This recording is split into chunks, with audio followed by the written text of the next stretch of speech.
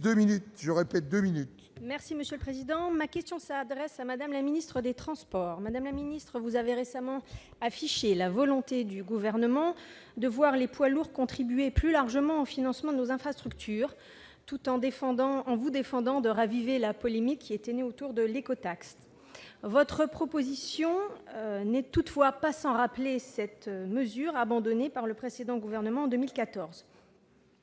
Vous souhaitez lui donner une autre orientation, celle du financement des grands projets d'infrastructures que vous chiffrez à 10 milliards d'euros, afin que les poids lourds qui circulent sur nos routes contribuent davantage à l'entretien, mais surtout à la modernisation des différents axes stratégiques de notre pays. Parmi les pistes de réflexion, vous évoquez l'expérimentation de ce dispositif dans des régions volontaires, la mise en place de péages sur certaines sections de routes nationales afin de ne pas pénaliser les transports de proximité, ou encore une taxe spécifique dédiée aux besoins en équipement.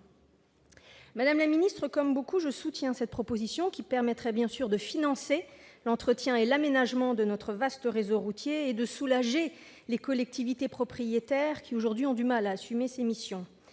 Mais aussi, j'attire votre attention, Madame la ministre, sur ces milliers, voire ces millions de riverains de ces voies qui subissent les nuisances d'un transfert croissant du trafic poids lourd, notamment sur des longues distances, vers les voies non payantes.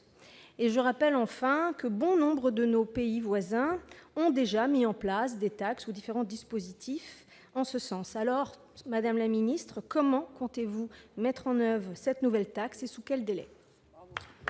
Pour vous répondre, la parole est à Madame Élisabeth Borne, ministre en charge des Transports. Vous avez la parole pour 2 minutes. Monsieur le Président, Mesdames et Messieurs les sénateurs, Madame la sénatrice Loisier, donc effectivement, je voudrais lever toute ambiguïté. Il ne s'agit pas de remettre en place une écotaxe qui répondait toutefois à un vrai problème, celui d'un juste financement des infrastructures qui n'est toujours pas résolu aujourd'hui.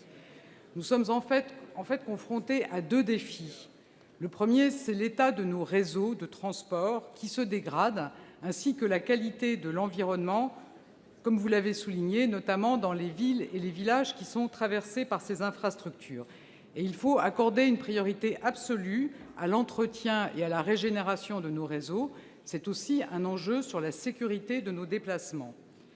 Votre commission de l'aménagement du territoire en a largement parlé lors de sa table ronde en février dernier, et le Président de la République l'a confirmé à Rennes dernièrement.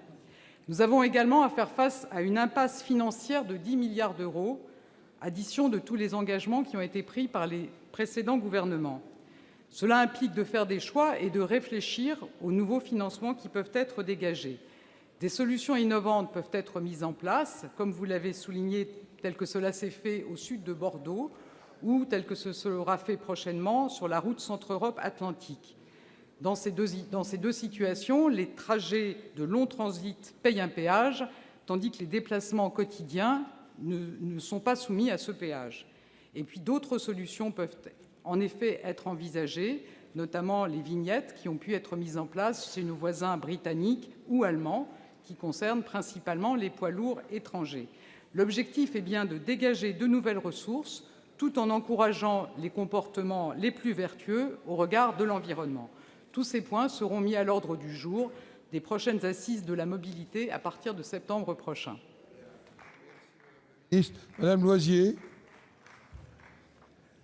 La parole est maintenant à notre collègue Pierre Cuypers pour le groupe Les Républicains.